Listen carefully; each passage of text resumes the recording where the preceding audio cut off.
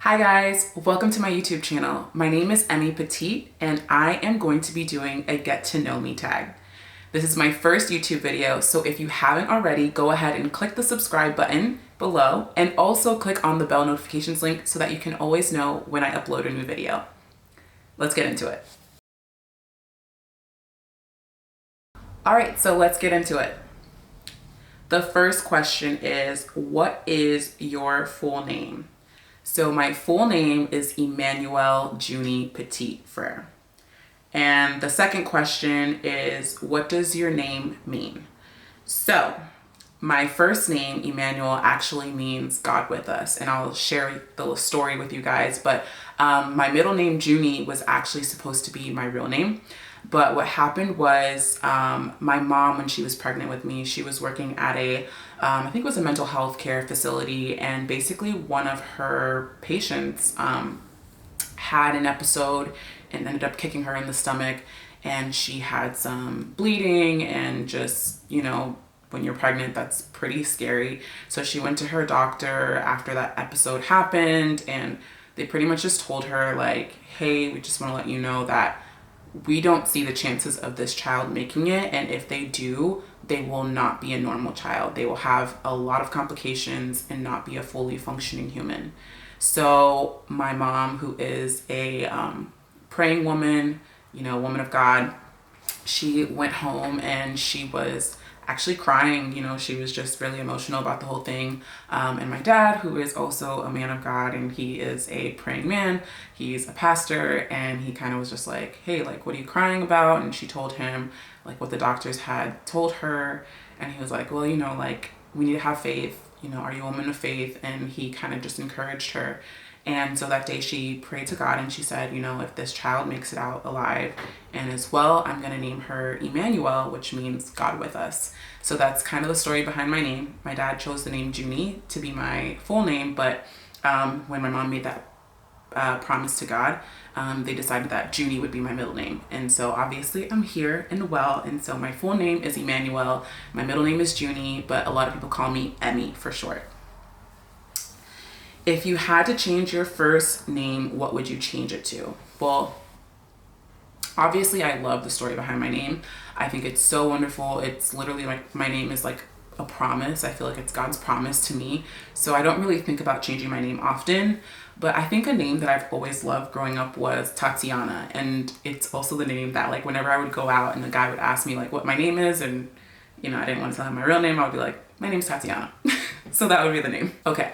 Next question is, where are you from? Okay, so my family's originally from Haiti, but I was born here in the States. I'm Haitian American, and I do speak Haitian Creole. So sac passe, if y'all in the chat and you know any Haitian Creole, sac passe, tell me what the answer is to that, and we can chat it up in the chat in Creole.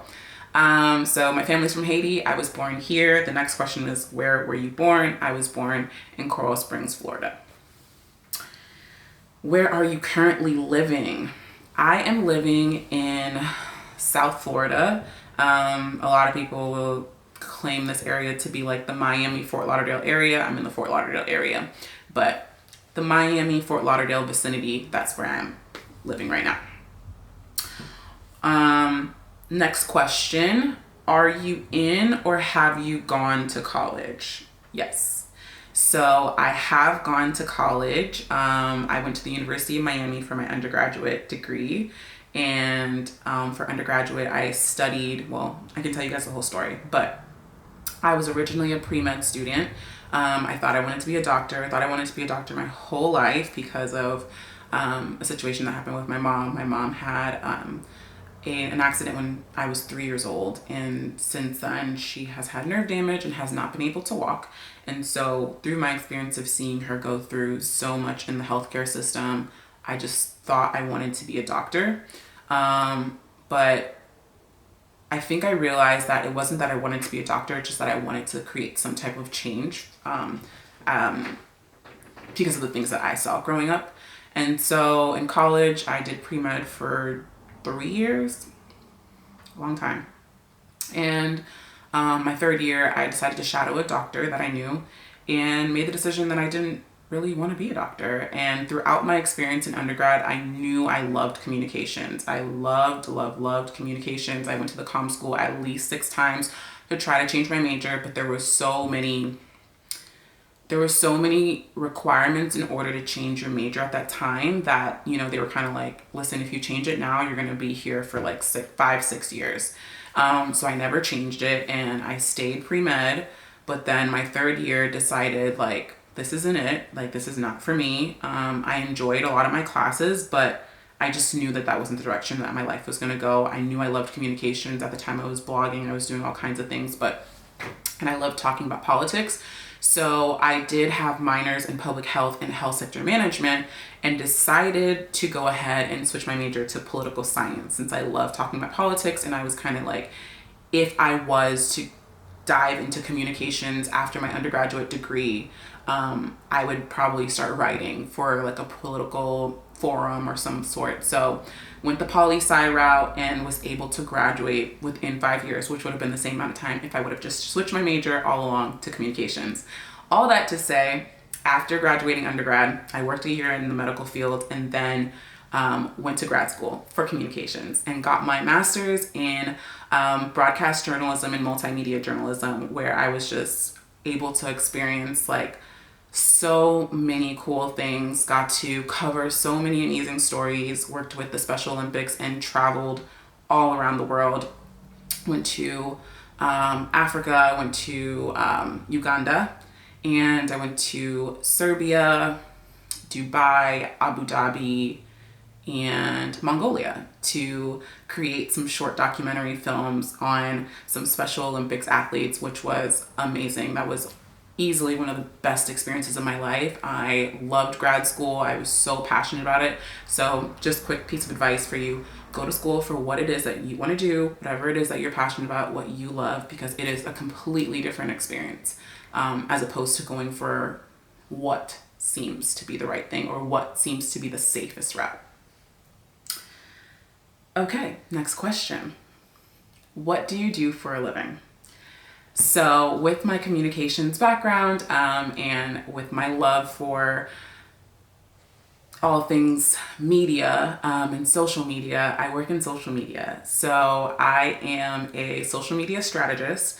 I actually just transitioned out of my full-time job where I was working as a social media manager and content marketing specialist for a beauty corporation where I was managing 3 different brands, their platforms across all social platforms.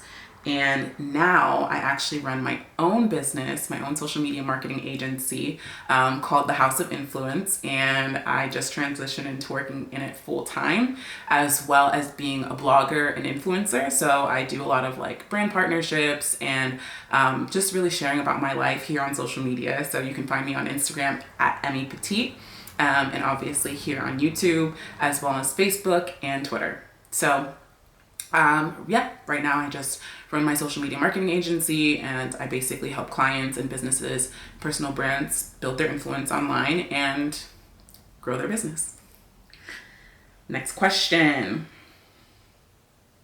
How tall are you? This is up for debate, okay? So when I was in high school, I was told that I was 5'2", and I want whoever told me that to just fess up, because I am not 5'2". Either that or I shrank. So I am somewhere between 4'11" and 3/4 and 5 feet tall. So 5 feet tall to be safe. Okay, so the next question is, what is your biggest accomplishment? My biggest accomplishment, I mean, I feel like this changes like month to month, week to week. But I would say right now, my biggest accomplishment is being able to transition out of my job and, sustain myself full time as, an entrepreneur or as, like a social media manager and blogger. Like, that's huge. I didn't expect to be able to do this at this age. And honestly, like, I don't have this idea where like, I'll never work for someone anymore. I was never in this place of like, oh, I want to be an entrepreneur now. If anything, I always said I wanted to be an entrepreneur before having kids because I knew I wanted to live a certain life of flexibility before having children. But yeah, I'm really just like proud of myself for being able to do that right now, and really just be comfortable with it. I'm super proud of myself. I don't think I thought this would happen this quickly. So I'm very, very proud of that. Another thing I would say is another big accomplishment is fully growing into myself and my purpose and being 100% confident in who I am. Growing up, I had a lot of self-esteem. Like, I wouldn't say I had self-esteem issues, but I definitely dealt with self-esteem. Just, I was kind of like in and out. There were certain environments in my life where I felt extremely confident and others where I felt completely just not myself. And that was a lot of like up and down, and like there was a balance issue there. And I think I've really grown into understanding who I am, who God has purposed me to be, and being confident in that. And whether you like me or not, this is who I am, and this is what you're gonna get, and this is what it is. So I think that that's something that I'm extremely proud of. What is your biggest fear? I think my biggest fear would be not reaching my goals. I'm definitely a very goal-driven person. And I think that to work so hard and not achieve my goals and not reach my full potential is probably one of my biggest fears. What inspires you? What inspires me would be my parents and their journey from leaving Haiti to come to this country and really just like 10x, 100x the expectations of their life. I think that that's like something that's constantly in my mind, that like my parents really just like up and left, sacrificed so much to be able to come to this country and try to make a life for themselves and for their future kids, us. And I think I always think about that. I think about that when I'm uncomfortable in any situations, when there's things that I don't know. I'm like, well, my parents came here and they didn't have any clue as to how to live a life here in the States, how to manage, life, how to manage money, all these things that they've had to learn. So I think that that really, really inspires me to be able to also 10x my expectations in life. Ooh, I love deep questions. So, are you more likely to avoid conflict or engage it head on? Okay. This is a really good question because I think it depends on the situation. I used to always avoid conflict. Always, just like, I don't want to talk about it. I don't want to cause any issues. I'd rather feel the discomfort than address it full on. But I'm growing into this person that would rather address conflict and just deal with it right away. Well, I shouldn't say right away, but deal with it truthfully, honestly, and transparently. And even if that requires me a little bit of time to process it, I will take my time to process it and then go ahead and address it. Just because I grew to be tired of being uncomfortable and at the cause of a conflict that was either caused around me, or maybe it's just like, miscommunication, whatever the case may be. It's not worth it for you to sit in discomfort when, you can address it head on. And a lot of times the other party didn't even know that you're uncomfortable. So I've learned to address conflict head on, and it's still something that I'm working on. So that's why it's kind of like, it's a tough question to answer. Are you a dog person or cat person? Dog person all the way. Do you have any pets? Yes, I do. I have a puppy. She is a mini Australian Shepherd. Her name is Zoe. So Zoe is my dog. She's a year old. Okay, so the next question, who has left the most impact on your life? This is a great question. So I would say aside from my parents, I I told you guys about the season in my life when I was kind of like struggling growing up through self-esteem and just really understanding like who I was and stuff like that. I went to an all-white school growing up, and so I think that kind of had a part to play, was not necessarily resonating with everyone. It wasn't even just because they were white. It was just that I went to an upscale private school that we shouldn't have been able to afford. We were blessed with the opportunity to go to school there, and so that caused, it was a blessing, but there was some identity things that I dealt with growing up. And so I would say in middle school, I was really trying to like understand and find myself, because I had been struggling through elementary school of like, you know, like, who am I? Like, I wasn't really like popular. People didn't, you know, I wasn't that kid. So I would say in 7th grade, I started to grow into myself a little bit, but I was still not 100% confident. And my English teacher, Mrs. Beaupier, she definitely has been one of the biggest impacts in my life. And she's no longer here with us. She's gone to be with the Lord. But she really just, I don't know, I felt like she really understood me and like read into like who I was and spoke life into me.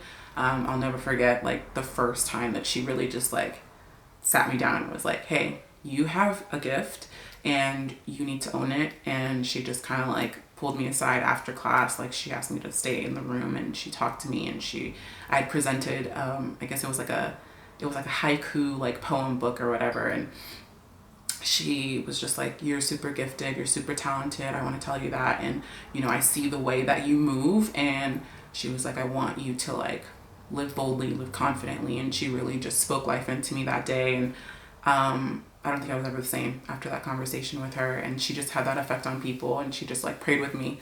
And that really, really like set the tone for a lot of things like moving forward. And so super grateful for that moment in my life. What are your life goals? Okay. What are my life goals? I think my life goals are really to just live out the purpose that God has for me. When you just like answer that question directly, but within that, obviously, I really want my businesses to do well. So my social media agency to do well, my, you know, blogging career to go well. And I want to start a really healthy family and just live a great life and live a happy life.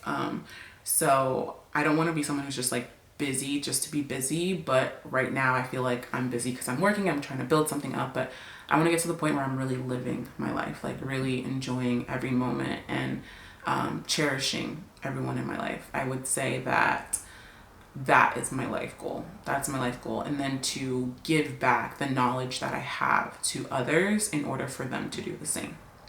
That is the goal, fam.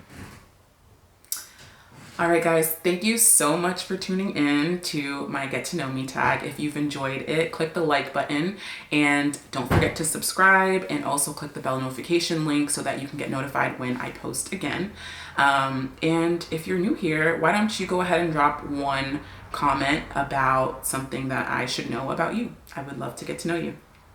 See you next time, guys.